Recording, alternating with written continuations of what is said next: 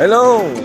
Hindi po tayo nagdadabog dito at ito nga yung ginagawa natin, no? Nagsasampay na tayo ng ating binanlawan na mga damit, no? Nagabi ko pa yan nalabahan at hindi lang tayo natapos, no? Wow!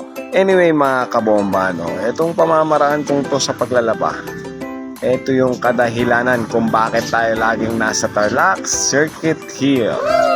Ito kasi yung dahilan natin para payagan tayong makapagmotor o makapag-race track. Magandang solusyon ang naisip ko, no, mga kabomba.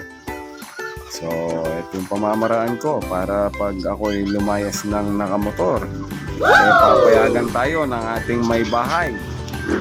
At sigurado naman na papayagan ka ng iyong may bahay at sasabihin pa sa'yo na ingat ka, ha? Diba? Napakasarap sa tenga, mga idol.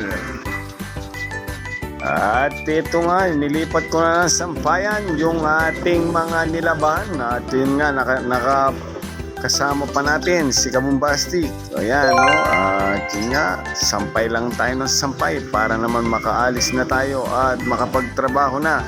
So kahit araw ng linggo at wala tayong gagawin pagkatapos nito, pupunta muna tayo sa ating pwesto at magbakasakali na may pumasok pang trabaho. Oh, no, my hateful something.